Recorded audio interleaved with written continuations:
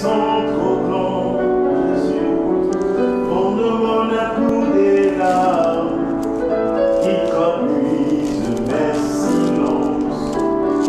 Que ma vie soit une fleur, un parfum pour toi, Seigneur. Que ma vie soit une fleur, un parfum de bonne odeur. Devant toi je me répands. Fais de moi, Jésus, devant toi. Fais de moi, roi des rois, devant toi. Fais de moi, mon Rédempteur, devant toi. Oh, fais de moi ce que tu voudras. Comme l'argile devant les potiers, donne-moi la forme qui te plaît, Jésus. Fais toutes choses en ton temps. Je serai toujours confiant. Comme l'argile devant les potiers, donne-moi la forme qui te plaît, mon Dieu. Fais toutes choses en ton temps. Je serai toujours confiant. Seigneur, observe mes voies. Garde-moi auprès de ta gloire. Je voudrais habiter chez toi tous mes jours ici-bas. Ma vie soit une fleur, un parfum pour toi, Seigneur. Que ma vie soit une fleur, un parfum de bonne odeur devant toi. Fais de moi, mon roi, devant toi. Fais de moi, Jésus, tu es. Jésus, tu es. Mon roi, tu es. Emmanuel, tu es. Oui, Jésus, tu es. Roi des rois, tu es. Mon sauveur, tu es. Jésus, tu es. Il n'y aura point d'autre Dieu comme toi. Il n'y aura point d'autre Dieu. Il n'y aura point de Dieu. Il n'y aura point d'autre Dieu comme toi. Jésus, tu es. Jésus, tu es. Mon roi, tu es. Jésus, tu es. Oh, Jésus, tu es. Jésus, tu es. Mon roi, tu es. Sauveur, tu es. Frères et sœurs bien-aimés, bonjour, bienvenue à notre rendez-vous. Et comme j'avais demandé les indulgences, parce que bientôt on ne va plus passer des temps où certains vendredis vont être sautés à cause de certaines difficultés de calendrier et surtout parfois des difficultés techniques et de disponibilité. Mais nous sommes en train de faire notre chemin, Dieu étant le maître de toute œuvre. Souvenez-vous que c'est Dieu le vrai bâtisseur. Et donc c'est lui qui construit. Je suis heureux alors de nous retrouver avec beaucoup de joie parce que nous avons notre Dieu. Et Jésus est vraiment ressuscité d'entre les morts. Saint Paul proclame que si Christ n'est pas ressuscité, vaine serait notre foi. Et si nous proclamons qu'il n'y a pas d'homme qui ressuscite, c'est que le Christ n'est pas ressuscité. Et si Christ n'est pas ressuscité, vaine est notre foi. Et je bénis Dieu parce que nous ne chercherons pas parmi les morts celui qui a déjà vaincu la mort et qui est vivant. Gloire au Seigneur pour ce jour que nous avons. Et je commence par l'une des questions. Etiez homo. La référence que la personne a envoyée n'est pas forcément la bonne. Etiez homo, c'est voici l'homme. Etiez homo.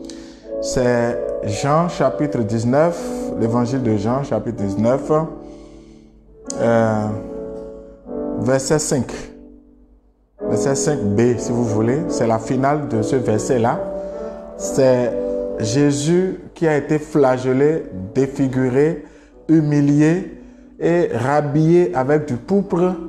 C'est lui qui est ramené à Pilate. Pilate le voit et il dit « Etiez homo », voici l'homme. Et la personne veut savoir ce que ça signifie. Et c'est tout un enseignement, mais je peux vous dire déjà rapidement. Et que Jésus n'a jamais péché. Nous sommes tous au courant. Et la Bible dit que c'est lui qui s'est livré, il s'est donné. Lui qui n'a jamais péché, il s'est fait pécher. Afin que nous puissions être sauvés. Ou encore, Dieu a tant aimé le monde qu'il a sacrifié son Fils unique afin que quiconque croit en lui ne périsse point, mais ait la vie éternelle. Car Dieu n'a pas envoyé son Fils pour que le monde soit sauvé, mais pour que le monde soit jugé, mais pour que par lui, le monde soit sauvé. Donc, Jésus s'est fait pécher. Et j'aime l'analyse de ce théologien qui dit que dans le Jourdain, le peuple allait et se faisait baptiser. Et quand ils entraient dans le Jourdain, Jean le Baptiste versait de l'eau sur eux pour les purifier. Et il dit que en dernière position, Jésus est venu se faire baptiser. Et Jésus, en venant se faire baptiser, en rentrant dans le Jourdain, il a ramassé tout ce que l'humanité a laissé dans le Jourdain comme péché et il est allé à la croix pour crucifier, pour vaincre le péché, pour justifier, pour sauver l'humanité. Donc, il a crucifié le péché pour sauver l'humanité, pour délivrer l'homme de l'emprise du péché. Souvenez-vous que dans Romains, Saint Paul dit que le bien que je veux faire, je n'arrive pas à le faire. Le mal que je ne veux pas faire, c'est ça que je fais. Qui me délivrera? Et donc, c'est ce que Jésus a fait sur la croix. Et donc, à partir de ce moment, Jésus souffrant sur la croix, c'est chacun de nous. C'est la place de chaque homme, ceux que nous n'avons pas connus, ceux que nous connaissons, et ceux que nous ne connaîtrons pas, parce que peut-être c'est des générations après nous, c'est tous ceux-là, c'est chacun que Jésus a représenté sur la croix. Et donc, il est allé prendre leur place. Exactement comme ce Barsabas ou Barnabas selon la version. On a dit, on doit libérer de coutume un prisonnier. Il y avait un meurtrier officiel. Un meurtrier qui ne s'en cachait même pas. Lui, il est un meurtrier, il se reconnaît comme meurtrier. Sauf Jésus, lui, n'est pas meurtrier, il n'a jamais péché. Et donc, Pilate demande au peuple, mais parce qu'il cherchait une porte de sortie, puis c'est sa femme l'a averti pour dire, écoute, ne te mêle pas de l'histoire de cet homme parce qu'il est innocent. Alors, Pilate était entre le marteau et l'enclume. Il ne voulait pas avoir Dieu sur le dos. En même temps, il ne voulait pas avoir le peuple sur le dos parce qu'il craignait pour son pouvoir. Et il demande, mais on a l'habitude de libérer un prisonnier comme de coutume. Il y a Barnabas et puis il y a Jésus. Et ils ont dit, on libère Barnabas. Et il a dit, mais que vais-je faire de Jésus? Ils ont dit, qu'il soit crucifié. Et donc, c'est comme si Jésus, ce n'est pas comme si, Jésus a pris la place de ce Barsabas en se faisant prendre. Jésus a libéré Barnabas. Il a libéré Barnabas. Et c'est comme ça que Jésus a pris la position de prisonnier chaque fois que chacun de nous devait être prisonnier. Et donc, le péché pour lequel nous devions être prisonniers, pour lequel Jésus est allé mourir pour nous sauver, ce péché nous a défigurés. Et donc, Jésus, après avoir enduré tous ces coups de flagelle et ce couronnement d'épines, il a maintenant le visage de l'homme défiguré par le péché. Et donc on peut dire, voici l'homme. L'homme, ce que l'homme devrait payer du fait de son péché. Jésus l'a fait en tant que vrai Dieu et vrai homme. Il l'a fait, voilà pourquoi ecce homo. Parce que souvent c'est facile pour nous de dire, oui, ben, Jésus a souffert pour nous, mais nous ne mettons pas en tête que c'est la place de chacun de nous qu'il a pris. Et que c'est nous qui avons crucifié Jésus. Chaque fois donc que tu pèches, que tu refuses la voie de Dieu, que tu refuses le chemin de Dieu, que tu refuses de faire la volonté de Dieu, justement, tu participes à crucifier à nouveau Jésus. Donc voilà, ce n'est pas Matthieu 27, 24, mais c'est Jean 19, verset 5.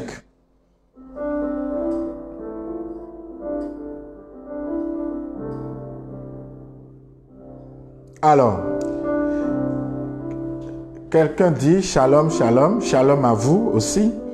Dans le sommeil, une personne qui a reçu comme message, une surprise deviendra du ciel. Quelle sera l'attitude de la personne? Bon, déjà, il faut apprendre à discerner les voix que nous entendons. Mais en règle générale, frères et sœurs, si la voix que vous entendez est vraiment la voix de Dieu, vous saisissez ça et vous vivez de cette parole. Ça veut dire que vous espérez ce que Dieu va vous donner, quelles que soient les circonstances que vous traversez. Parce que imaginez, dès qu'une parole comme ça vous vient, le lendemain, vous avez des mauvaises nouvelles, vous avez même un accident, vous avez un parent qui meurt subitement, etc. Vous voyez, vous pouvez être tenté de maudire Dieu. Mais si vous vous souvenez qu'il y a une parole qui vous a été donnée, vous accrochez à cette parole-là. Et quand Dieu donne sa parole, c'est pour nourrir en nous l'espérance. C'est pour nourrir en nous l'attente. Vous savez, Dieu a promis un sauveur à Israël. Et il y a des moments difficiles que Israël a traversés. Et quand ils se souviennent que oui, il y a un sauveur qui va venir, ils sont rassurés que c'est bientôt la fin.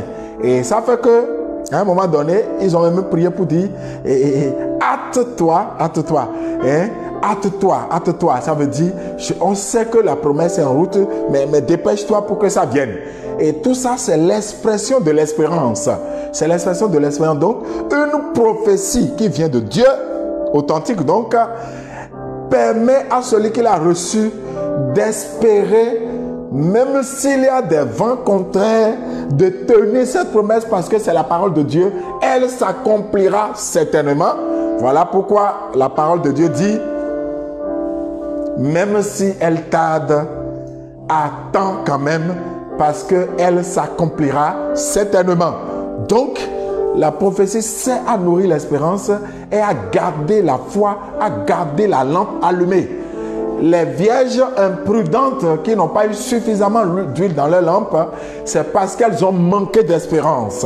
Elles ont manqué de foi, elles ont manqué de patience, d'attente, et donc ça n'a pas suffi pour que l'époux soit avec elles. L'époux était déjà dans la salle de noces et elles sont venues frapper à la porte, c'était déjà trop tard. Qu'il n'en soit pas ainsi pour vous. Donc, quand la prophétie est authentique, voilà ce à quoi il faut s'accrocher, c'est de méditer cette prophétie, c'est d'entretenir cette parole, c'est d'y croire contre vents et marées.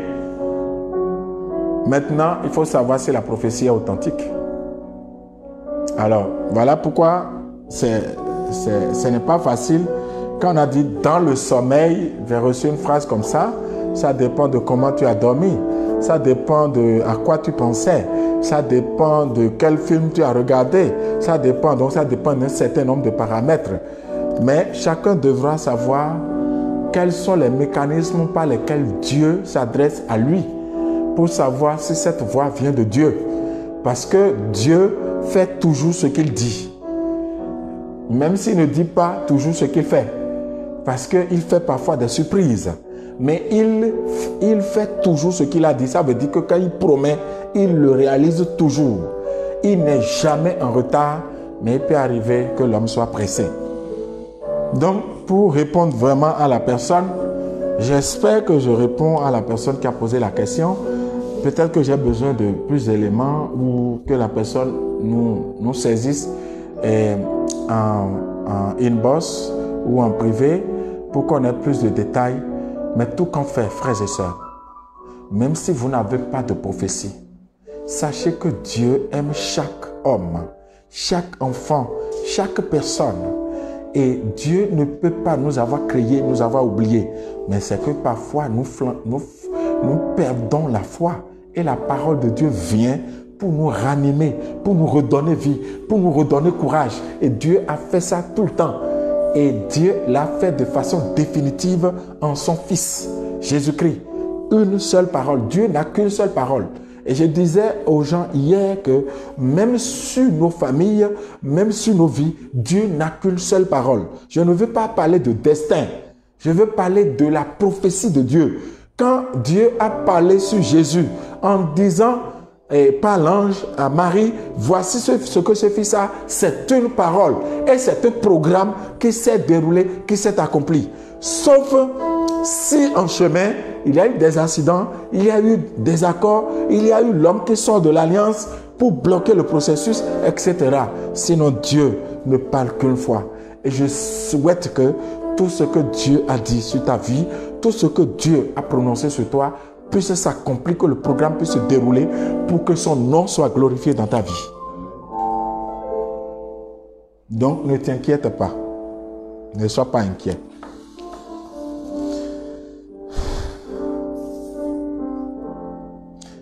Alors, un frère, je sens que c'est un frère. Ma vie sentimentale a du mal à prendre. Je vole de déception en déception. Actuellement, j'ai encore débuté une relation sentimentale il y a 4 mois qui souffre déjà encore. Moi, j'aime la jeune fille follement. Mais elle s'est intéressée à moi au début et déjà elle me repousse. Je voudrais demander si elle priait en la matière pouvant m'aider à reconquérir la jeune fille. Et frère, merci pour cette ouverture-là. Et surtout, je vais dire cette sincérité et ce courage. Parce que ce n'est pas simple de pouvoir partager des questions comme ça de façon publique. Mais je vais commencer déjà par une première chose. Ne faites jamais de prière pour qu'une personne puisse vous aimer. Jamais. Parce que si vous croyez en un mécanisme comme ça, un jour la prière pourrait ne pas vous suffire et vous irez trouver des moyens occultes pour amener une femme à vous aimer ou un homme à vous aimer. Donc vous ne pouvez pas aller chez Dieu pour dire à Dieu, j'aime telle personne, fais en sorte que lui aussi ou elle aussi m'aime. Parce que la question que je voudrais me poser, je voulais m'interroger sur quelque chose. Quelle prière a été faite pour que vous tombez amoureux ou amoureuse de lui ou d'elle? C'est donc un sentiment qui naît peut-être, j'ai dit peut-être, de Dieu. Si c'est Dieu qui suscite en vous ce sentiment, le même Dieu doit être capable de susciter en elle le sentiment pour vous. C'est pourquoi dans le mariage, le sacrement de mariage, on parle de la réciprocité des sentiments entre les époux. Parce que ça ne peut pas être un hasard que moi je suis amoureux de ma femme et ma femme est amoureuse de moi en même temps. Ça veut dire que effectivement Dieu nous a unis. Et donc si une personne aime et l'autre personne n'aime pas en retour, ou premièrement, ce n'est pas dans ce sens que Dieu voudrait les choses, ou deuxièmement, peut-être que l'autre n'est pas encore prête ou le moment n'est pas encore venu pour que la réciprocité du sentiment naisse. Il ne faut donc rien faire pour forcer le sentiment de l'autre, mais il faut parler des sentiments qu'on a pour l'autre avec Dieu, pour qui, au nom de qui et avec qui on se marie. On se marie pour Dieu, en Dieu et avec Dieu. C'est-à-dire que le projet de mariage est le projet de Dieu. C'est Dieu qui initie le projet et qui associe les personnes pour fonder une famille en vue de réaliser quelque chose qu'il leur a confié, une mission. Et donc, chaque couple est une mission. Dieu a envoyé le couple dans une mission. Et donc, quand vous comprenez la chose comme ça, c'est le problème de Dieu de faire en sorte que s'il suscite un sentiment en vous, que le même sentiment soit suscité chez l'autre pour qu'il y ait réciprocité. Si le sentiment n'est pas né chez l'autre et vous voulez obliger l'autre à rentrer, c'est un peu égoïste. Ça veut dire que vous forcez l'autre à faire ce que vous voulez et non que l'autre entre dans le projet selon que Dieu l'a décidé. Ce qui m'amène à dire, frère, si vous aimez des femmes et les femmes ne s'intéressent pas à vous, c'est peut-être, j'insiste encore sur le peut-être, que vous n'êtes pas encore tombé sur votre femme. C'est tout. Peut-être. C'est une première hypothèse. Je ne suis pas encore tombé sur ma femme. C'est pourquoi les femmes que je trouve que j'aborde finissent par partir parce que ce n'est pas avec elles que je devais vivre. Deuxième hypothèse est qu'il y a quelque chose dans votre manière de vivre, dans votre manière de faire, qui repousse les femmes, ce qui est possible. Peut-être que vous avez une attitude. Peut-être que celles qui vous quittent, vous devez chercher à savoir, mais pourquoi elles s'en vont? D'accord? Mais troisième hypothèse, ça peut avoir un problème spirituel. Et dans le genre, les femmes de nuit ou des maris spirituels que vous avez et qui font en sorte de jalouser, je veux dire des femmes spirituelles qui jalousent d'autres femmes avec qui vous devez avoir des liens. Et donc, vous voyez, j'ai mis cette hypothèse pratiquement en dernière position pour que ça ne soit pas la première hypothèse. La première hypothèse, c'est quelle est la volonté de Dieu? Que veut Dieu? Que me demande Dieu? Où est-ce que Dieu m'envoie? Pour faire quoi? Je dois chercher à poser ces questions dans la prière à Dieu pour comprendre la volonté de Dieu. Car, quel que soit ce que vous vivez de beau et de grand, de puissant, si ça ne correspond pas à la volonté de Dieu, ça pose un problème.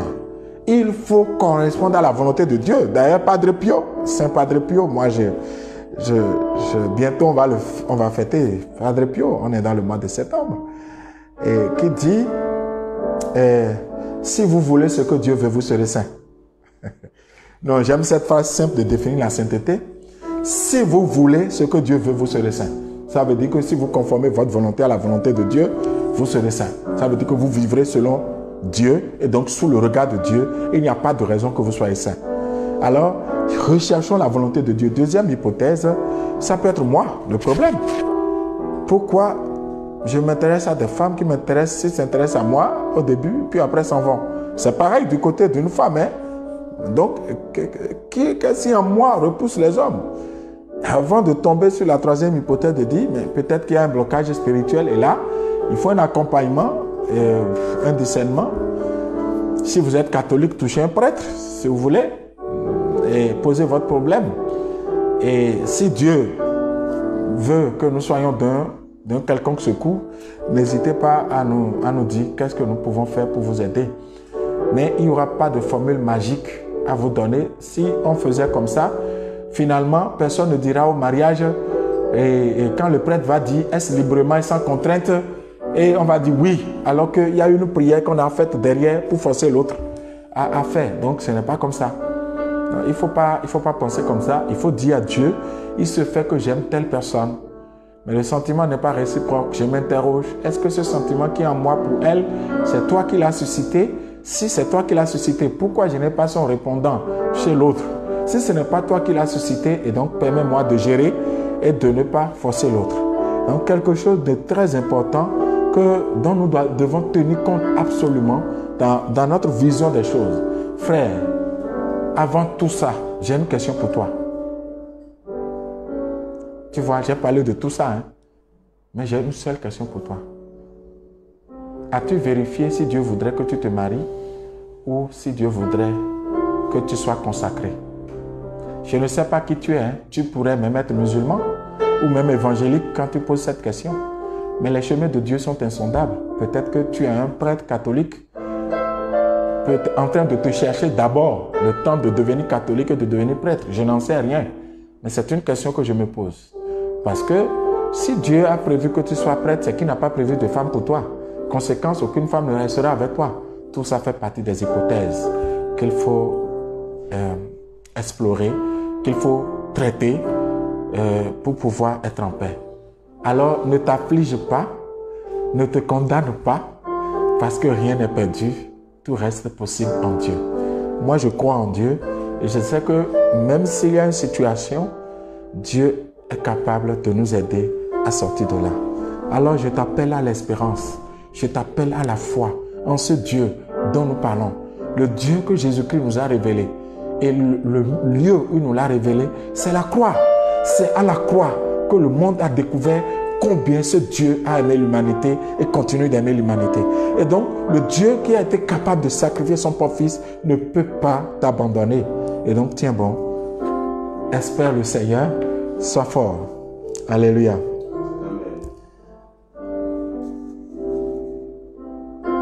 Alors,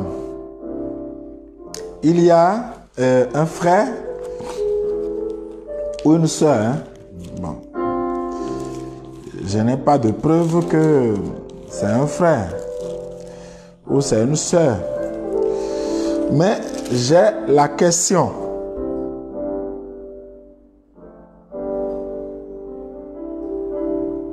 Qui dit, je voudrais savoir comment faire pour prier en langue. Car d'après un des enseignements de feu frère Jean Pliat, il est nécessaire qu'un chrétien puisse prier en langue. Merci pour cette question et une occasion de rendre hommage à un grand homme que le Bénin a connu, que l'Afrique a connu, que le milieu charismatique a connu, que l'Église a connu. Et je n'exagère pas en rendant hommage à Pépé Jean Pliat, paix à son âme, et que ce témoin de feu de la parole de Dieu puisse reposer auprès du Seigneur, surtout qu'il continue de témoigner de toute l'œuvre que Dieu a initiée par lui dans le milieu africain. D'ailleurs, le pape Jean-Paul II, nous sommes de la communauté Saint-Jean-Paul II, le pape Jean-Paul II l'appelait Monsieur le professeur. Et donc, pour avoir enseigné au synode africain de 1994, Jean Pliat nous a raconté un peu sa rencontre et son déjeuner avec le pape Jean-Paul II en son temps. Et c'est un moment de grâce pour lui. Il en a raconté avec beaucoup de fierté. Et je me dis que Jean-Paul II est saint aujourd'hui auprès de Dieu, qu'il intercède pour que son ami, son frère, son fils Jean Pliat puisse lui aussi reposer et saint pour la gloire de Dieu. Alors donc Jean Pliat a raison. Et d'ailleurs, ce n'est pas lui qui le dit. Ce qu'il dit, il le tient de Paul. Ce que Jean Pliat dit, il le tient de Paul. 1 Corinthiens 14. Saint Paul dit, recherchez la charité, aspirez aussi aux dons spirituels, surtout à celui de prophétie. Car celui qui parle en langue ne parle pas aux hommes, mais à Dieu. Personne en effet ne comprend. Il dit en esprit des choses mystérieuses. Celui qui prophétise au contraire parle aux hommes. Il édifie, exhorte, réconforte. Celui qui parle en langue s'édifie lui-même. Celui qui prophétise édifie l'assemblée. Et je voudrais certes que vous parliez tous en langue. Vous voyez maintenant? Saint Paul dit dans 1 Corinthiens 14, verset 5, « Je voudrais, certes, que vous parliez tous en langue, mais plus encore que vous prophétisiez. » Voilà. Donc, il a poursuivi pour dire, « Je parle en langue plus que vous tous. » Donc, voilà ce qu'il dit. Donc, Saint Paul exhorte à prier en langue et à parler en langue. Et donc, que vous ayez l'habitude dans votre prière personnelle, dans votre prière intime, de beaucoup plus prier en langue, de beaucoup plus parler en langue. Car, justement, nous ne savons pas prier, dit Saint Paul. L'Esprit Saint vient en aide à notre faiblesse en des gémissements ineffables. Et donc, celui qui prie en langue, c'est le Saint-Esprit qui s'associe à son esprit pour élever sa prière telle que lui-même ne pourrait le faire. Or, le même Paul dit que si celui qui sonde la profondeur de l'homme, c'est l'esprit humain, combien plus l'Esprit Saint sonde la profondeur de Dieu. Et donc, qui mieux, qui connaît la profondeur de Dieu, ne pourrait élever la prière vers Dieu. Et c'est mieux pour nous que le Saint-Esprit prie en nous, élève la prière vers Dieu, vers le trône de Dieu, que ce soit nos paroles intelligibles et humaines, souvent frappées d'orgueil et d'impureté, qui élèvent la voix vers Dieu. Alors, comment faire? Il n'y a pas de recette magique. Je voudrais emprunter encore ici le témoignage de Feu Jean Pliat qui raconte que quand il est allé un dimanche à la messe, il dit, bon, je veux une effusion du Saint-Esprit. Il dit qu'il s'est habillé proprement, bien, comme chose là. Et puis il est allé, il a fini la messe et il a dit, ça y est. Il dit que c'est quelques mois plus tard qu'il était dans le métro en France en train de... C'est pendant qu'il égrenait son chapelet qu'il s'est mis à parler en langue. Ça veut dire quoi? Ça veut dire que il faut faire une expérience personnelle de Dieu d'abord. Le chant en langue ou la prière en langue n'est pas quelque chose de magique, n'est pas un pouvoir particulier qu'il faut aller chercher. Non, pas du tout. C'est l'Esprit Saint agissant en nous qui finit par s'exprimer en des gémissements ineffables. Et donc, première chose, assurons-nous que nous libérons la volonté de l'Esprit en nous pour qu'il puisse s'exprimer. L'Esprit ne peut pas s'exprimer si notre cœur est rempli de haine, si notre cœur est rempli de nous-mêmes, si nous ne cherchons pas Dieu, nous ne cherchons pas la face de Dieu, si nous ne durons pas dans la prière. Ce n'est pas un pouvoir magique que nous irons récupérer. Souvenez-vous que j'ai dit, et je le répète encore aujourd'hui, que Dieu ne nous donne pas des choses, mais Dieu se donne à nous. Et c'est en recevant Dieu que nous recevons en Dieu tout le reste. Si jamais vous recevez des dons en dehors de Dieu lui-même, vous rentrez dans l'idolâtrie des dons. Ce qui est dangereux et ce qui arrive à beaucoup de personnes. Mais celui qui reçoit Dieu et qui laisse Dieu manifester les dons en lui selon ce que lui, Dieu, veut, celui-là va exercer les dons en toute humilité et Dieu va grandir en lui et va se manifester en lui. Ainsi, en exerçant les dons, on ne le verra pas lui, mais on verra la gloire de Dieu se déployer dans sa vie. Voilà pourquoi Jean-Baptiste disait, il faut que moi je diminue afin que lui grandisse. Plus tu diminues, plus on voit Dieu. Et celui qu'on a besoin de voir, c'est Dieu et non toi. Donc, si tu es dans cette perspective-là, je peux te dire, frère, crois en la parole de Dieu, va à l'église et dis au Seigneur, donne-moi la grâce de prier en langue, de chanter en langue comme tout le monde. Et puis, laisse-toi aller un jour. Tu verras que plus ton cœur grandit dans la présence de Dieu, plus ton cœur laisse Dieu s'installer, plus tu te mettras à prier en langue et à parler en langue pour ta vie personnelle. Pourquoi? Parce que plus tu pries en langue, plus tu parles en langue, plus ton esprit se libère des impuretés et ta sensibilité à la présence de Dieu augmente et ton inspiration augmente. Mieux tu grandis en sagesse. N'oubliez pas, le livre de la sagesse dit le plus accompli des enfants des hommes, s'il lui manque la sagesse, n'est compté pour rien. C'est le livre de la sagesse qui dit ça.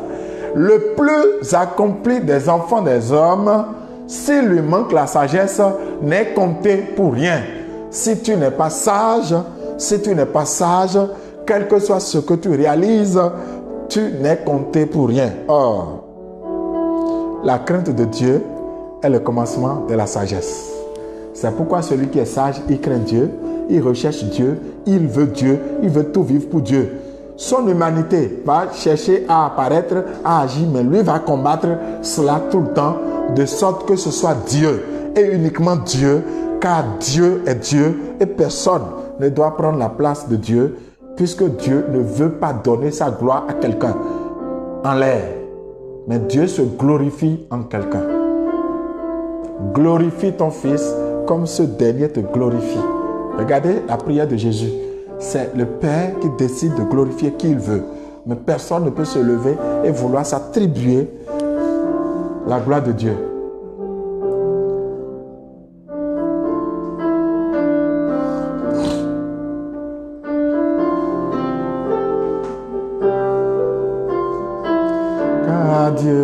Car Dieu est un Dieu puissant, il règne de son Seigneur avec sagesse, amour, oui, Dieu est un Dieu puissant. Car Dieu est un Dieu puissant, il règne de son Seigneur avec sagesse, amour, oui, Dieu est un Dieu puissant, car Dieu est un Dieu puissant. Il règne de son Seigneur avec sagesse, amour, oui, Dieu est un Dieu puissant. Oui, Dieu est un Dieu puissant. Oui, Dieu est un Dieu puissant. Oui, Dieu est un Dieu vainqueur. Oui, Dieu est un Dieu vainqueur.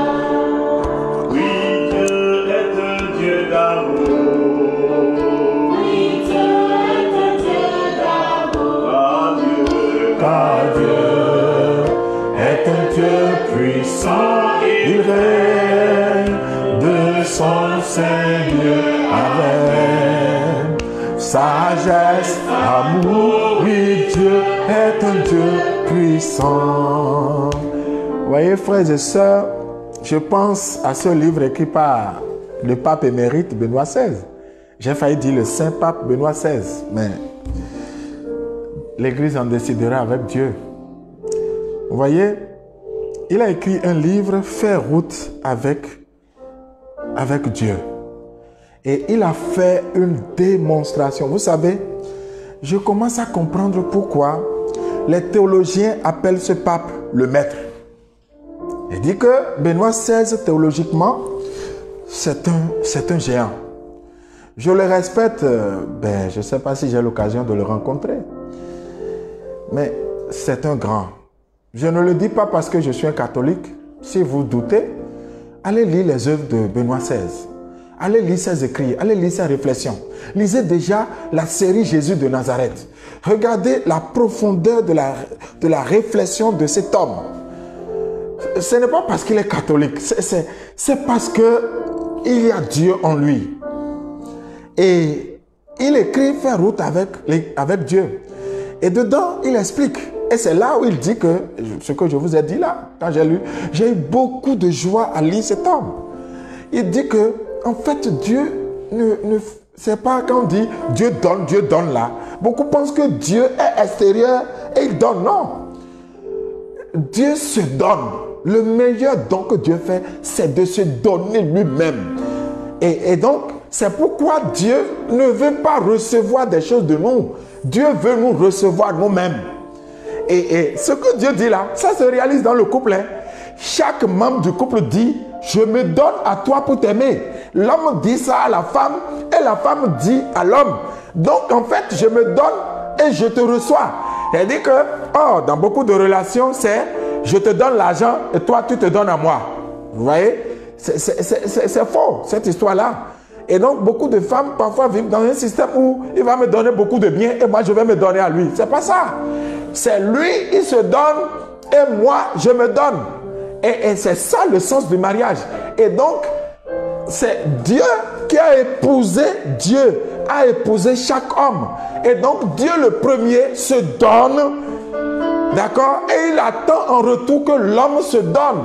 C'est pourquoi tout don que tu fais à Dieu, au nom de Dieu, sans que tu ne te donnes toi-même, n'a pas de valeur devant Dieu. Aucun don ne peut peser autant que toi ta vie. C'est pourquoi, voyez Jésus, il dit, ma vie, personne ne me la prend, c'est moi qui la donne.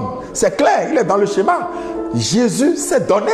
Et pour nous les catholiques, quand nous allons prendre l'Eucharistie, c'est Jésus qui se donne réellement. Et d'ailleurs, moi je ne critique pas les protestants, mais je voudrais quand même leur faire remarquer que ça va être faux. Que Dieu ne se donne réellement pas dans l'Eucharistie. On appelle ça communion. Mais quelle communion il peut y avoir? Imaginez une communion dans un couple où un membre du couple ne se donne pas. Ça donne quoi? Ou bien il se donne sous une femme. Non. Et c'est pourquoi je crois pertinemment que dans cette relation de communion, d'intimité, Dieu s'unit à chaque chrétien qui devient épouse de Dieu. Dieu s'unit en se donnant. Vous voyez? Et donc, je dis encore, je salue Benoît XVI. Je m'incline devant vraiment la grandeur de cet homme. Ce que Dieu réalise dans sa vie. Et donc, il dit que Dieu se donne. Et je viens de vous expliquer pourquoi. Ce n'est pas lui qui a donné tous ces détails, c'est moi, de mon inspiration, que je partage ça pour dire que je comprends cette profondeur qu'il explique. Dieu se donne et l'homme doit se donner en retour. Dieu va se donner, mais toi, en recevant Dieu, si vraiment tu as reçu Dieu, tu te donnes en retour. Et c'est ce que Pierre a fait le jour de la pêche miraculeuse. Il a reçu Dieu et en retour, il s'est donné. C'est ce que Zachée a fait. Quand Jésus est venu chez lui, au-delà de la présence physique de Jésus, il a reçu le royaume. Et pour que Jésus a dit, aujourd'hui le salut est entré. Il a reçu Dieu. Et dans la réception de Dieu, il a tout donné. Il s'est donné. Et dans ce donner, il a donné tout ce qu'il avait. Donc, Dieu en se donnant à nous, vient avec tout ce qu'il a. Et du coup, selon sa volonté, tel aspect de ce qu'il a peut se déployer. Tel autre aspect peut se déployer. Ça peut se déployer sous forme d'un ministère de chant puissant. Ça peut se déployer sous forme d'un ministère de prédication puissant. Ça peut se déployer sous forme d'un ministère de miséricorde puissant. Ça peut se déployer sous forme d'un charisme, d'un ministère de gouvernement puissant, etc., etc., etc. En fait, je voudrais vous dire, plus votre cœur tombe amoureux de Dieu, plus vous serez capable de prier en langue et d'exercer les charismes de langue, c'est-à-dire le Saint-Esprit pourra s'exprimer en vous.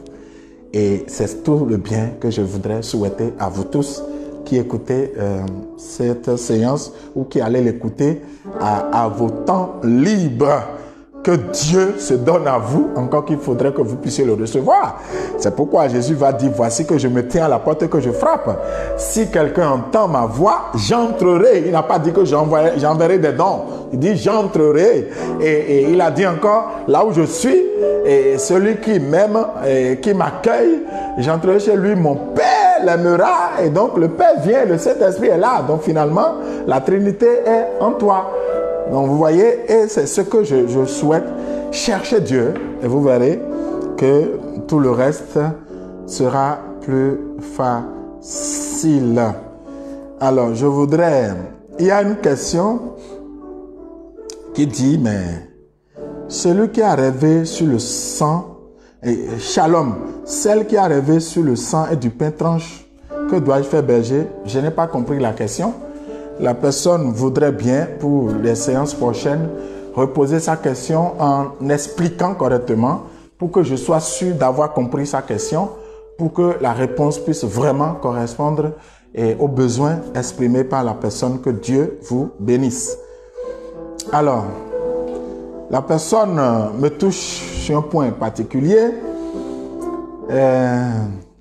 L'Église nous demande de prier pour nos défunts, alors que selon l'Écriture, seule ta croyance te sauvera. Bon, alors je veux savoir en quoi notre prière peut implorer la miséricorde de Dieu sur les morts. Non, non, non, non. L'Écriture n'a pas dit seule notre croyance nous sauvera. Ça, il faut pas dire ça, parce que je vous ai raconté qu'il y a un modèle extraordinaire. Je voudrais même vous en citer deux. Et le voleur qui était à la droite de Jésus. Bon, la croyance exprimée, c'est de dire, bon, Jésus, tu es saint, et quand tu reviendras dans la gloire, tu n'as jamais péché, quand tu reviendras dans la gloire, souviens-toi de moi. C'est tout ce qu'il a dit. Et Jésus a dit tout à l'heure, tu seras au ciel. Jésus n'a même pas dit, bon, écoute, je vais faire en sorte que toi, on ne te tue pas, pour que tu descendes, que tu aies le temps d'aller montrer que tu t'es vraiment repenti, que tu as quitté le vol, et maintenant c'est bon, et après tu vas mourir, et je vais t'envoyer au ciel. Non, pas du tout. Tout à l'heure, avec moi, tu seras au ciel. En fait, ce dont ce voleur a bénéficié, et c'est ce que je vous dis, c'est de la miséricorde de Dieu. C'est tout. Il a juste bénéficié de la miséricorde de Dieu. Et donc, quand nous prions pour les morts, vous pouvez lire le livre des martyrs, hein, le livre des Maccabées, vous verrez clairement que ça n'a pas commencé d'aujourd'hui. C'est vrai que le livre des Maccabées n'existe pas dans toutes les Bibles. Je souhaite que vous ayez lu un livre qui a une Bible qui a le livre des Maccabées. D'accord? Vous verrez que les gens priaient déjà pour les morts. Vous verrez déjà que, au moins dans le livre de Tobie, si Tobie se vertuait à aller prendre les morts alors qu'ils étaient en exil et qu'on leur interdisait d'enterrer leurs morts, il allait prendre le corps des morts pour aller l'enterrer. C'est parce qu'il croit en la résurrection. Et donc, voilà. Maintenant, laissons tout ça. De vous à moi. Peut-être que vous êtes chrétien catholique, peut-être que vous êtes un évangélique, peut-être que vous êtes même musulman. Gloire à Dieu. Je ne vais pas faire de débat de religion. Mais moi, je suis catholique et je vais le rester. Mais je vous pose une question. Supposons que vous avez reçu Jésus. Vous croyez en Dieu. Vous pensez que il y a un acte que vous pouvez poser qui mérite le ciel? Je ne crois pas. Je ne crois pas. Le ciel est quelque chose de très grand. Personne ne peut le mériter. Hein? Je ne crois pas. Personne. Voyez, vous pouvez poser tous les bons actes. Vous verrez que même dans les actes que nous posons, il y a toujours des traces d'orgueil, des traces de quelque chose qui sont dedans. Et ces traces, justement, rendent impur l'acte qui est apparemment bon que nous posons.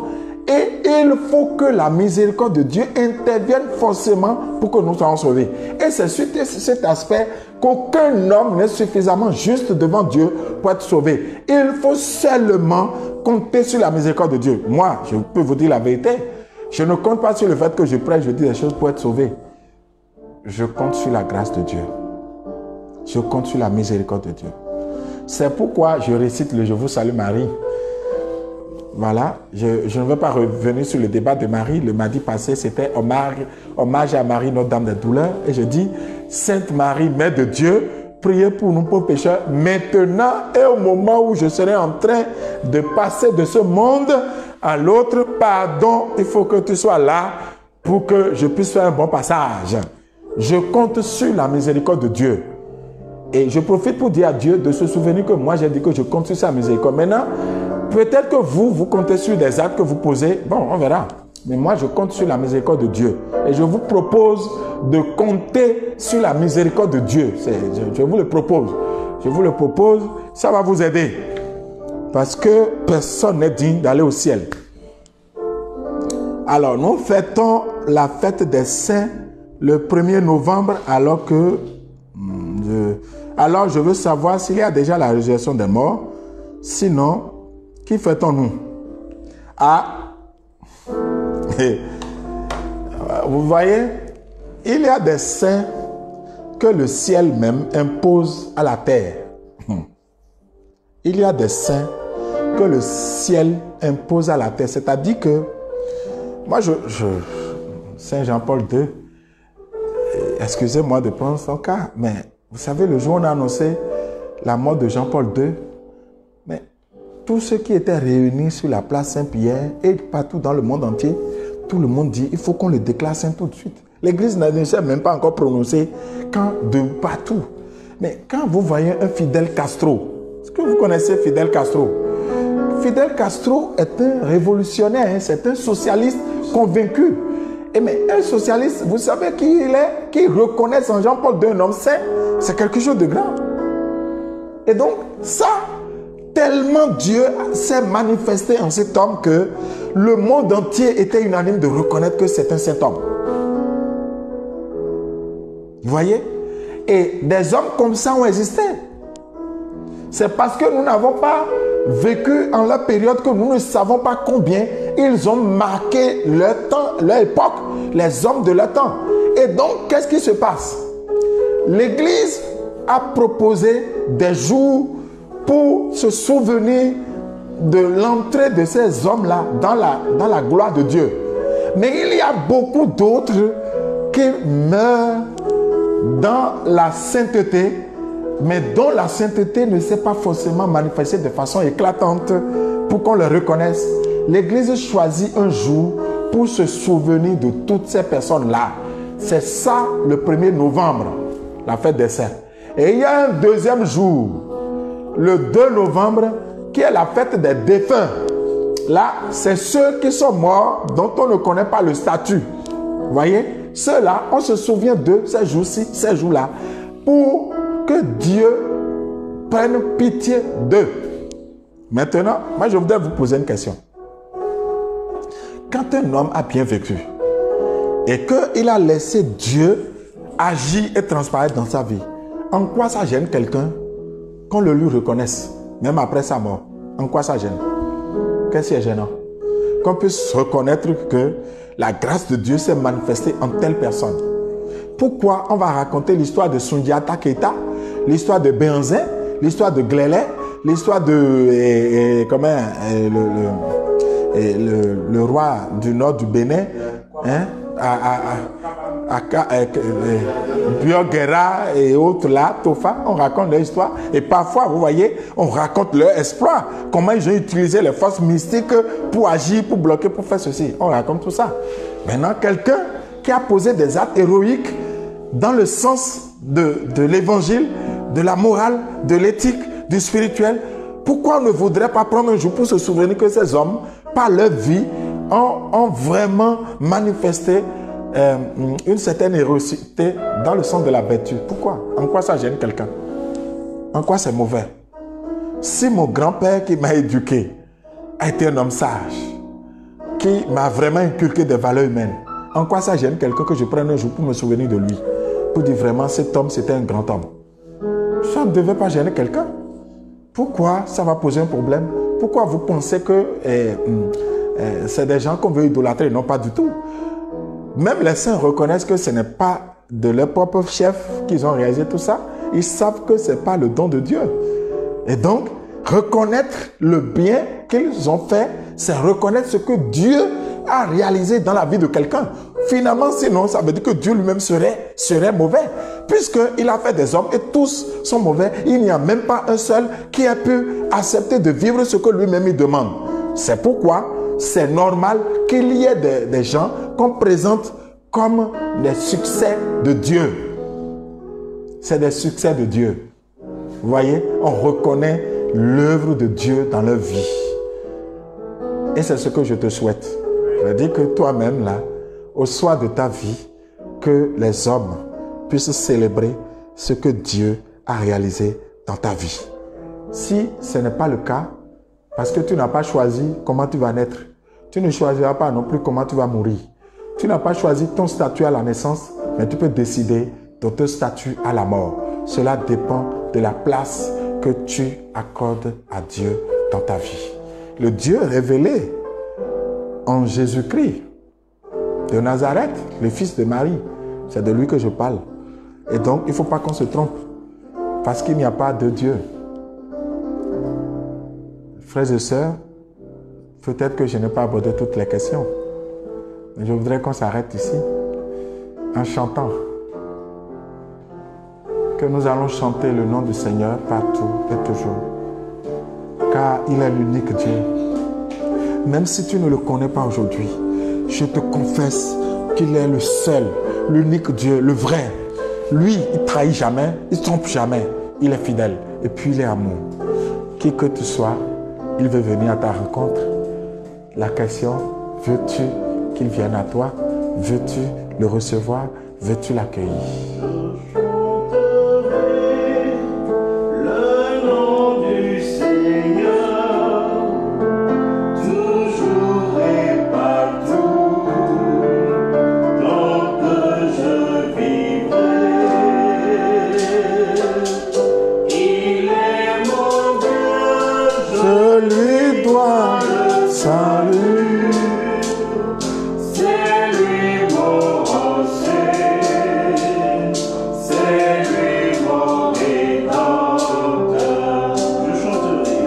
Je chanterai le nom du Seigneur, toujours et partout, et tant que je vivrai. Il est mon Dieu, je lui dois le salut. C'est lui mon rocher et mon rédempteur.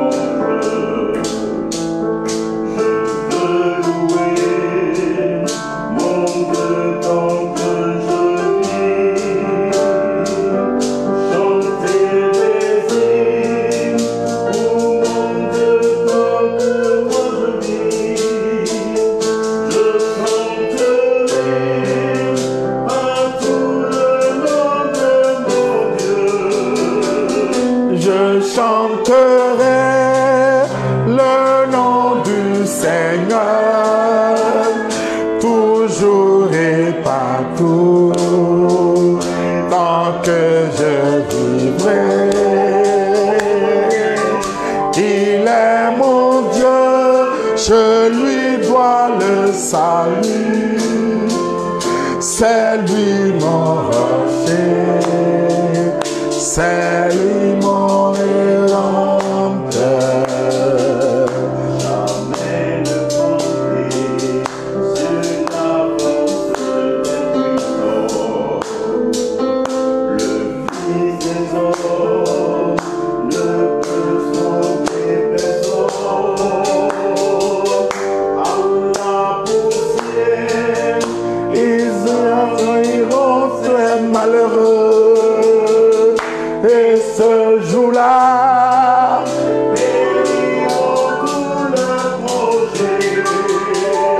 je chanterai. Je vous invite à savourer ce moment de gloire. Toujours et partout, tant que je vivrai. Il est mon Dieu, je lui dois le salut. C'est lui mon... On va reprendre le deuxième couplet pour toi.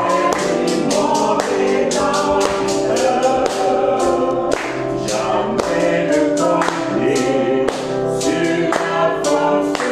Jamais ne compter sur la force des hommes.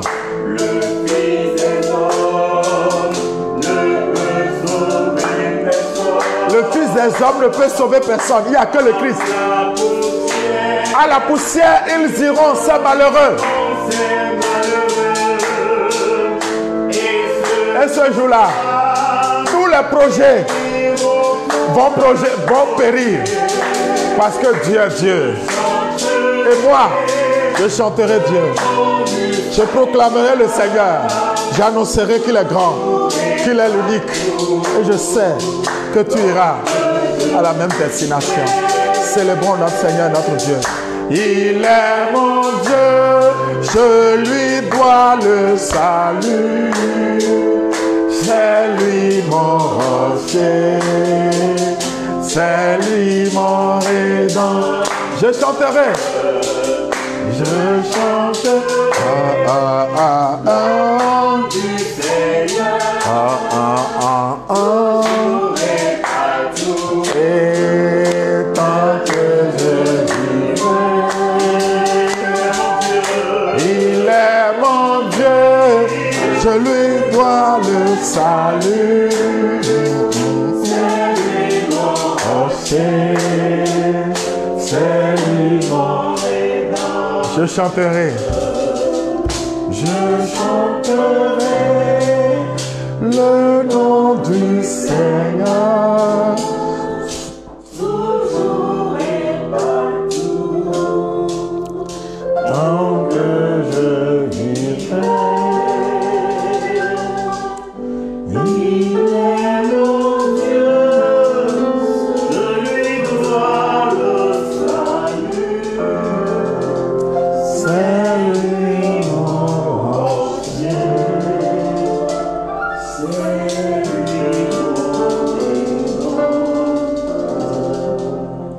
Merci et à bientôt.